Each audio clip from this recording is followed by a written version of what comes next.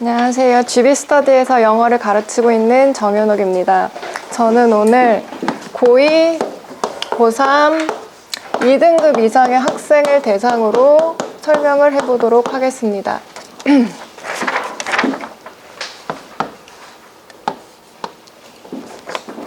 첫 번째 질문은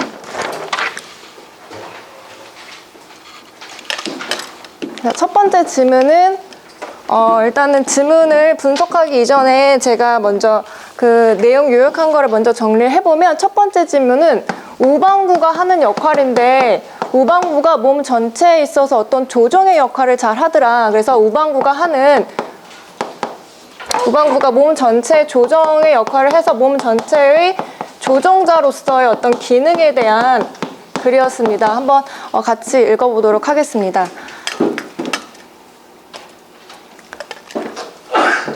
감정이라는 거는 표현될 수 있습니다. 얼굴 표정과, 그 다음에 이건 조정이라는 뜻인데, 그 목소리의 톤과 운율의 조정에 의해서 표현이 될 수 있습니다. 그리고 이러한 비언어적인 언어 커뮤니케이션의 이런 비언어적인 측면이 우리의 표현이나 인지 두 가지 측면에 있어서 주요하게 우방구에 의해서 조정되는 것처럼 보입니다 라고 얘기를 했습니다. 그래서 우방구가 그 non-verbal aspect of language communication에서 중요한 역할을 하고 있다라고 얘기를 하고 있고, 그다음에 다음 문장을 보시면 그 몸의 어떤 자세나 움직임은 또한 목소리와 얼굴 표정에 의해서 뒤섞여질 수 있습니다 라고 얘기를 했는데, 여기서 일단은 뒤섞여지다라는 표현이기 이전에 블렌드가 여기서 타동사를 썼기 때문에 일단 수동태로 쓴 것 같은데, 여기서는 이제 뭔가가 이제 뒤에 있는 것에 의해서 뒤섞여지다라는 표현이 아니라 그 몸의 자세와 그 움직임이 목소리와 얼굴 표정과 함께 뒤섞이다라는 자동사 개념으로 쓰이는 게 아닌가라고 이제 생각이 듭니다. 그래서 여기서는 기본적으로 자동사는 수동태가 안 되기 때문에 이 부분 좀 짚고 넘어가 보도록 하겠습니다. 그 다음에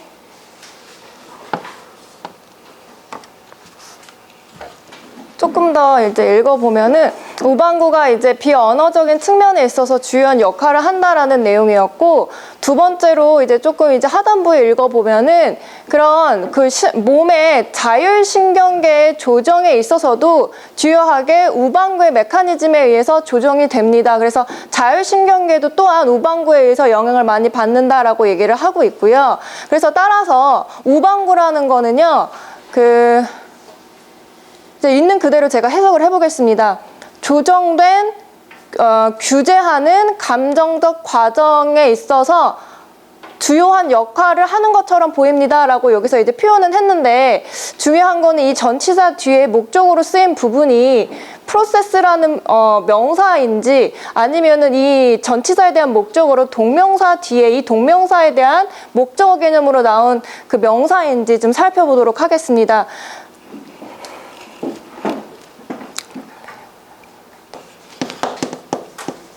그래서 이거는 조금 이제 해석상의 차이가 있을 것 같은데, 앞에서 1번에서는 그 몸의 자세나 움직임이 그 목소리나 얼굴 표정과 뒤섞인다라는 의미이기 때문에 여기서는 이제 자동사로 써야 맞을 것 같고요. 그 다음에 2번은 그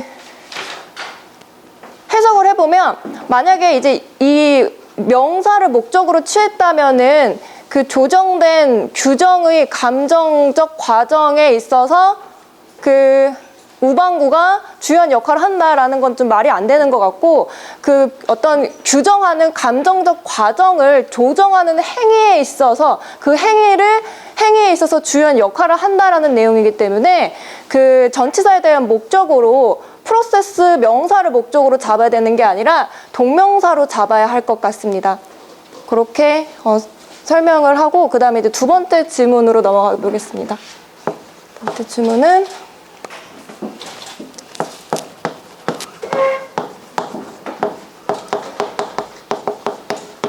두 번째 질문은 이제 주인공이 가족들과 함께 페낭 여행을 간 그 전반적인 여행기에 대해서 이제 말을 하고 있는 내용 같은데요. 첫 번째 줄부터 읽어보겠습니다. 그래서 1월 그 지난주에 내 가족과 내가 페낭에 갔는데 우리가 그 조지타운에 가자마자 나는 그 독특한 아름다움에 의해서 놀랐다라는 표현을 하고 있고요. 그 다음에 이제 전반적으로 어떤 독특한 아름다움에 대해서 건물이나 이런 부분으로 설명을 하고 있습니다. 그 다음에 조금 넘어가서 문제 있는 부분으로 보시면은 내 가족과 내가 그 도시를 거닐었고 요거는 이제 컴마로 돼서 두 문장이 이제 연결된 표현이고요. 그 다음에 여기는 이제 분사구문으로 쓰인 것 같습니다. 근데 이제 두 문장의 시간상의 어떤 관계를 봤을 때 김약선 선생님 그 시간상의 관계로 봤을 때 지금 여행을 와서 도시를 막 거닌 게 먼저인지 아니면 호텔에 짐을 놓은 게 먼저인지 시간상 먼저 일어난 게 어떤 거인 것 같습니까? 네, 그러니까 짐을 놓은 게 먼저죠. 그래서 분사구문을 쓸 때 지금 두 문장의 시간상의 관계를 고려했을 때 이 문장이 먼저 일어난 것이기 때문에 리빙으로 볼 것인지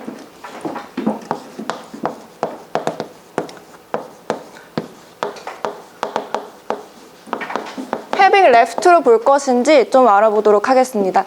그 다음에 그 전반적으로 이제 글쓴이가 이제 어떤 주변 광경을 보고 느낀 점에 대해서 얘기를 하고 있고요. 그 다음에 그래서 우리가 식사 후에 여기서부터 좀 보겠습니다. 우리가 식사 후에 우리는 약간의 유명하면서도 오래된 그 빌딩, 그들사이 빌딩을 관찰했는데 그 빌딩 중에서도 내가 가장 좋아하는 것은 블루 맨션이라는 거였고 이제 앞으로 그 다음 주에도 블루 맨션에 대한 부연 설명이 이루어집니다. 그래서 블루 맨션은 크고 굉장히 럭셔리한 집인데 뒤에서 이제 꾸며주고 있죠. 그래서 19세기 정도에 이제 지어졌습니다. 그리고 마찬가지 이 또 블루 맨션에 대한 설명인데 그 블루 맨션은 지금 제가 해석을 해보겠습니다. At the same time 동시에라는 뜻인데 동시에 자 either A or B는 A, B 둘 중에 하나라는 표현이잖아요. 그러면은 동시에 아름답거나 독특했습니다라는 거는 의미적으로 조금 맞지 않는 표현이기 때문에 동시에라는 거는 이제 두 가지의 내용을 동시에 다 받는 어떤 개념으로 받아야 돼서 either A or B인지 부스 A and B인지를 알아보겠습니다. 그리고 제가 지금 2등급 이상의 학생을 대상으로 설명을 했는데 만약에 이제 3등급 이하의 학생일 경우에는 부연 설명으로 지금 자동사, 타동사 개념이 좀 기본적인 개념이 이제 숙지가 안 되면 굉장히 찾기 어려운 표현이기 때문에 자동사의 개념에 대해서 3등급 이하 학생들은 3등급 이하의 학생들은 이제 자동사의 개념에 대해서 설명을 하고 특히 자동사로 쓰였을 경우에는 뒤에 이제 기본적으로 수동태로 쓰이지 못하고 자동사 뒤에 전치사를 수반했을 경우에 목적어를 취할 수 있다라는 내용을 설명하도록 하겠습니다.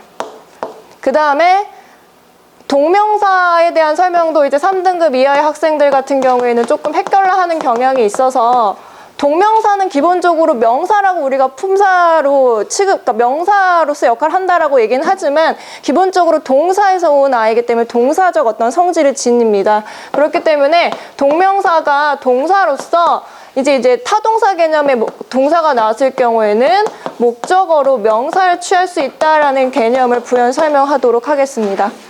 그 다음에 두 번째 질문은 분사구문의 개념인데 3등급 이하의 학생 같은 경우에는 분사구문이 전반적으로 어떻게 해서 생긴 것이고 실질적으로 이렇게 시제 같은 부분은 좀 헷갈릴 수가 있기 때문에 분사구문의 어떤 문장에서의 쓰임에 대해서 좀 설명을 하도록 하겠습니다.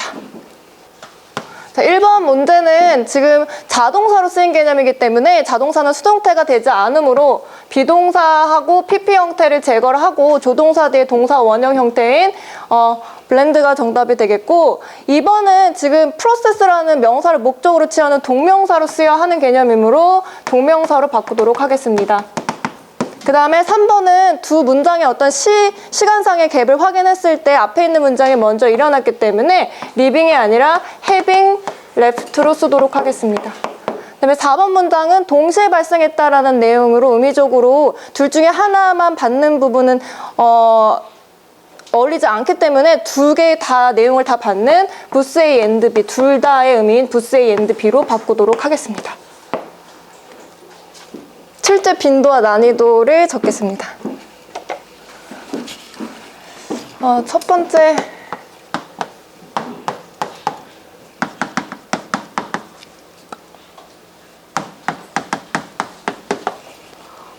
자동사, 타동사에 대한 개념은 굉장히 중요하기 때문에 많이 나오므로 한 4 정도로 잡고 난이도는 사실 이제 그 블렌드라는 동사 자체가 자동사로 쓰였는지는 아는 거는 사실 쉽지는 않은 표현입니다. 그렇기 때문에 난이도도 마찬가지 4로 하겠습니다. 그 다음에 그 두 번째 표현에서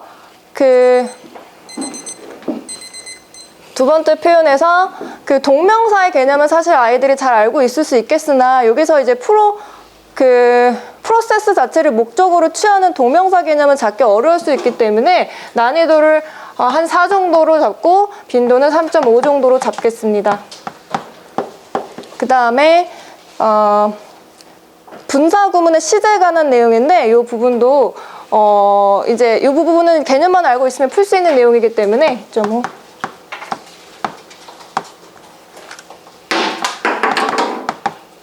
그 다음에 마지막 문제는 의미적인 부분인데